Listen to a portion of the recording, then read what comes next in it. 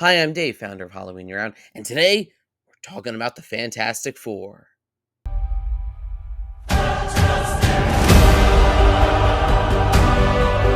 Created all the way back in 1961 by Stan Lee and Jack Kirby, the Fantastic Four feel like they are one of the pillars that makes Marvel Marvel. They're one of the original series of characters, even predating the X-Men, and they've often been called Marvel's first family. So all that being said, with all the success that Marvel's had, and the low points that they're kind of clawing their way back out of right now, it feels strange that we've had five movie adaptations of Fantastic Four, and it's taken over 60 years to get one that feels right. Or should I say, it's taken over 30 years in the modern filmmaking era to get one that feels right. And if that kind of spoils the title of this video, I think you already knew going in which one was the best, but we're here to determine exactly why that is and to give credit where credit's due to some of the other iterations of it that maybe aren't as bad as we remember, or maybe that are worse than we remember. So it's going to be a little bit different. It's not quite a ranking video. It's not quite a versus video. I'm just going to go through chronologically all the way back to 1994 of each Fantastic Four movie, talk about it a little bit, the highs, the lows, and then at the end give my rankings. So let's get started. It's clobbering time.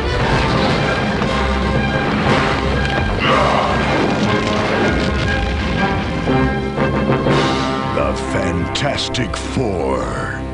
I feel bad for everyone involved with this one because when they were making it, they didn't know that it was, it wasn't a tax write off, it was just to keep the rights. But essentially, it feels like the modern equivalent of, oh, we canceled this movie for a tax write off, which is something that's been happening lately.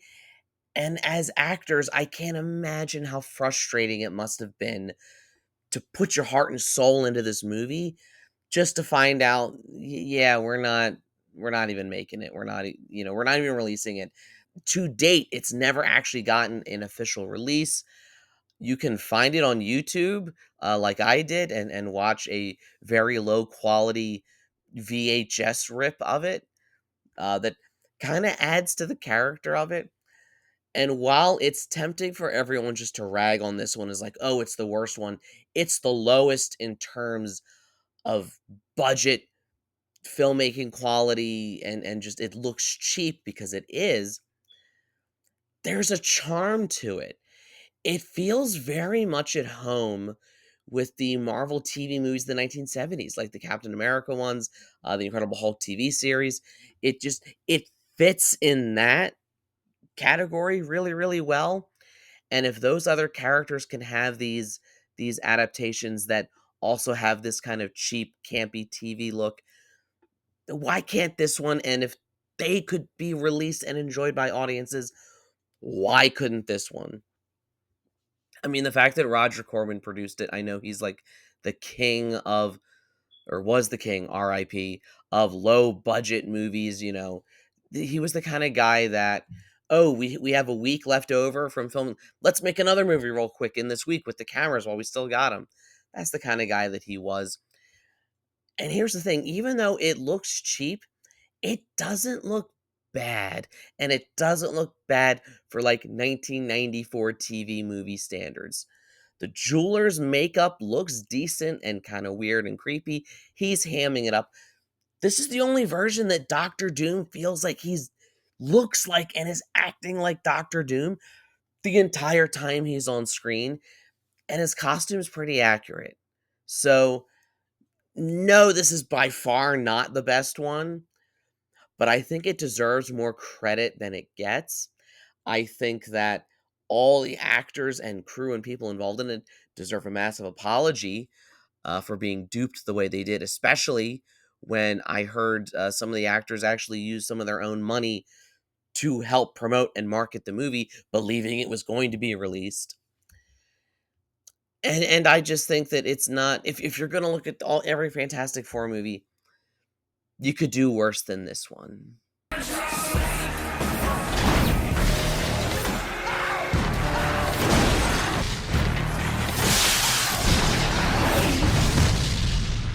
This is the one that I grew up with. I was in high school when it came out, and it was during that initial wave of like superhero boom that followed 2000s X-Men and Sam Raimi's Spider-Man.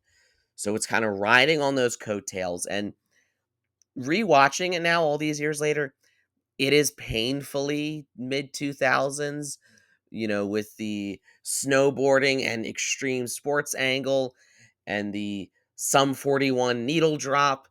It oozes of that era, which is like it's nostalgic for me in sort of a fun way. As for the movie itself, I forgot how long it takes for anything to actually happen. They set up the characters, they go out on the mission and they're in quarantine and all that. They don't actually become the Fantastic Four until a good, like, middle to end of the second act, and they don't even actually fight their villain, Doctor Doom, who doesn't even look like Doctor Doom, until, like, the last 15, 20 minutes of the movie. And I forgot how long it took to do that, and it made me realize why audiences now, especially comic book audiences, are like, "Okay, can we skip the origin stories?" Because to non-comic book to general audiences in 2005, they might not have known all these details. They might not have known the story just, from the comics. So I see going through the motions then, but it just by the time it actually becomes a Fantastic Four movie, they're rolling the credits and it's over. I like that it's very character driven. I like that it kind of tries to give each one an arc, even if the characters feel more like cartoonish caricatures than actual human beings. The only one that I really like to do with Ben Grimm, I think Michael Chiklis did a really good job of just portraying the isolation he feels. He's the only one who looks different, and I love Kerry Washington as Alicia. The thing's famous love interest. She's not in the movie enough. And that's a trend you'll see kind of with other adaptations too.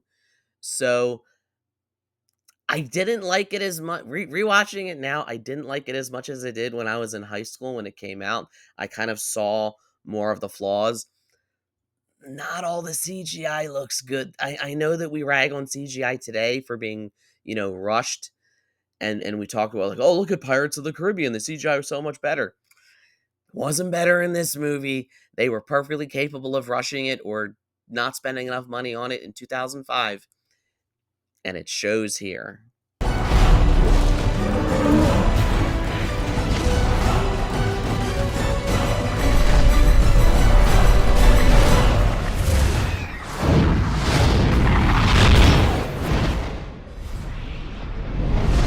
I was probably most surprised at rewatching this one out of all of them because I went into it kind of remembering, oh, this is the worst one. Well, worst at the time. But upon rewatch, I couldn't believe that I liked it better than its predecessor. Not that The Rise of the Silver Surfer is a good movie. It's not. Not that it isn't also incredibly cartoonish and campy and cheesy. It is. Not that it doesn't completely butcher Galactus, changing him from one of the most menacing villains in comic book history to some weird, angry storm cloud in space. But the thing that it's able to do, and it's a complaint I had with the 2005 version, and I'll have again when we get to the 2015 Fan Four Stick version.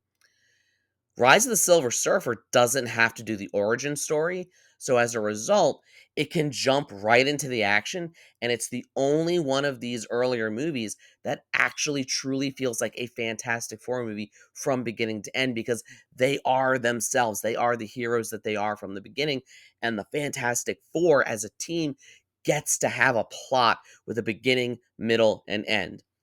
No, it's not particularly well made, but again, I love Andre Brower in it. And even though it follows the trope of we got to team up with the villain from the first one, surprise, he's the villain again. It was a breath of fresh air because by the time I'm rewatching this one, it was just so refreshing to actually see them jump right into the action from the beginning. and that's something that I think it's why First Steps forgoes the origin story, because they didn't want to fall into that same mistake. So by no means is Rise of the Silver Surfer a great or good piece of cinema, but it was better than the 2005 movie, which I was shocked with myself having that realization.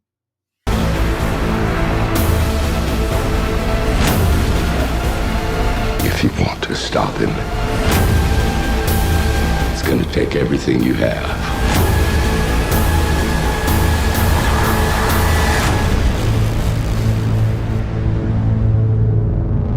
Everyone knew it was going to be bad. And that was sort of, it wasn't just that the director Josh Trank trashed the movie on Twitter. I think it was like a day or two before release, saying like, don't go see this movie, they butchered it. But this was the era where the MCU is in full swing, and you have Sony desperately holding on to Spider-Man with the Amazing Spider-Man movies, and you have Fox still holding on to the X-Men, which at the time you had just done Days of Future Past. They're still going strong. But this movie felt like, again, with the 1994 version, you're only making it to keep the rights away from Marvel. So going in, a lot of fans of the Marvel Cinematic Universe already didn't appreciate that. And then on top of it, you just get one of the most dull, gray, boring comic book movies ever made. That again takes 40 minutes for them to actually even transport into the other dimension where they get their powers, and doesn't actually have them being superheroes until like the last 20 minutes of the movie. But unlike the 2005 version, which was colorful and bright and campy and cheesy and cartoonish, this one's just dull and boring. None of these characters feel like the ones that we know. None of them even really have much of a personality. It's just it's hard to get through.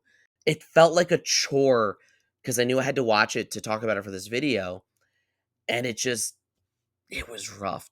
The only thing I kinda like about it is, Dan Castellaneta, Homer Simpson, as, Reed Richards' teacher at the beginning. Other than that, there's not much good I can say about this movie.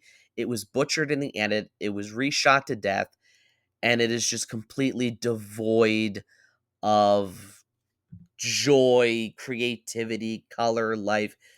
It's like they said, "Let's make the Zack Snyder version of Fantastic Four." And for all his, I'm not trying to get into a Snyder debate here.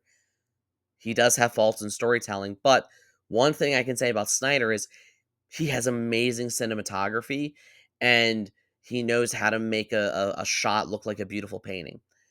This movie took the dark, edgy, gritty parts of Snyder without any of the visual creativity, though. So it's the worst of the worst of the worst. And I'll probably never watch it again. I'm not giving up. We will face this together. We will fight it together. As a family. We will protect you.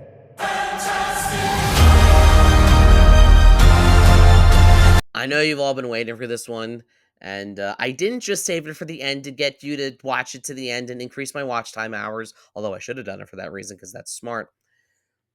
But why did it take 60 years of comic books and then 30 years of movies to actually get a good Fantastic Four movie in the form of Fantastic Four First Steps?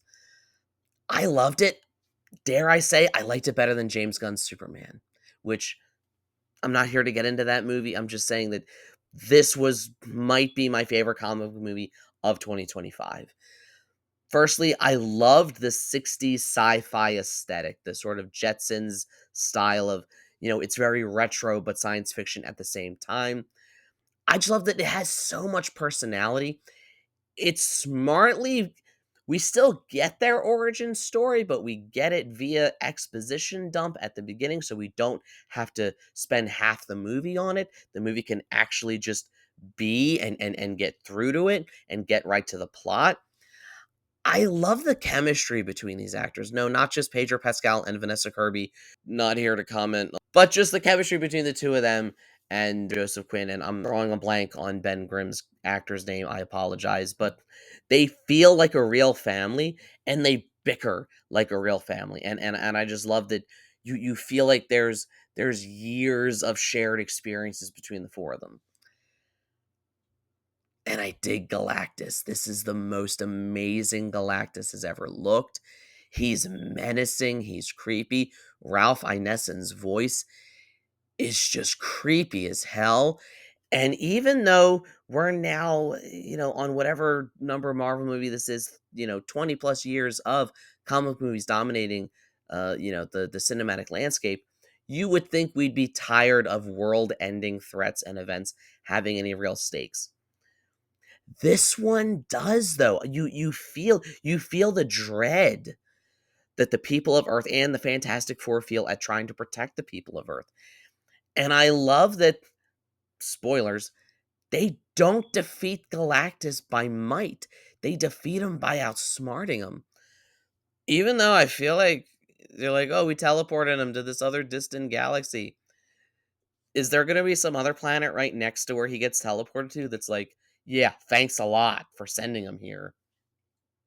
But it did everything right. It was serious and had weight when it needed to, but it was fun and charming when it needed to. Historically, I've preferred the practical suits for Ben Grimm, like in the 2005 movie. Hated the CGI in the 2015 one, but the CGI looks good here. You believe he's really there, and they do a much better job of kind of blending him in with the background to feel like he has a real physical presence in the room. So there's just I loved everything about this movie. It felt like it captured the essence of it right. And even going back to the 1960s aesthetic, it feels like it's paying tribute to the era in which it came out. So if the 1994 version was the cheap TV version, it's representative of that era of filmmaking. The 2005 one felt painfully 2005. The 2015 one felt like we're trying to subvert your expectations. And the 2025 First Steps just felt like, let's just make a good Fantastic Four movie. And it ultimately proved we should have just been letting Marvel do this from the start, if this is how they're going to come into it. I still have my reservations about what they're going to do with Doomsday, but I can enjoy this movie for what it is and enjoy its place as a standalone and hope that we get more sequels to it, getting into more adventures. And that's the other thing.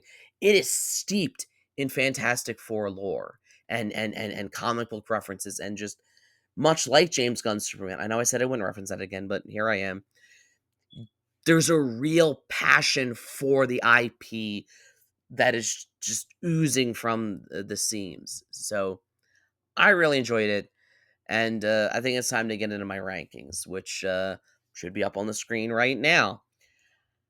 I know it's probably controversial to put Fan Four Stick at the bottom and have the Roger Corman one in fourth. The Fan Four Stick one it's a corporate product devoid of joy or anything passionate or creative. It deserves to be there because again, as much as the 1994 one is the least technically proficient as a movie, there's a charm to it that I just can't ignore. '05 version goes in third place just because I don't really know where just by default it goes there. Rise of the Silver Surfer, it is a steep drop off going from first to second. But again, the thing I was amazed at when I rewatched all the movies was, and it was right before I went to see First Steps. I said, you know, I think Rise of the Silver Surfer is the best one, not including First Steps because I had not seen it yet. I just finished my rewatch a couple days before I saw First Steps, and then obviously First Steps in first place. Where else was it going to be? But hey, these are just my rankings. These are just my ramblings. This is just my rant. This is just my channel. If you want to go on a rant of your own, get your own channel. Just kidding. Watch mine. Let me know in the comments. What did you think of all the different Fantastic Four movies? What did you think of First Steps? Am I wrong about something? Come at me. It's what YouTube is for. How would you rank them? Like, share, subscribe, all the YouTube stuff.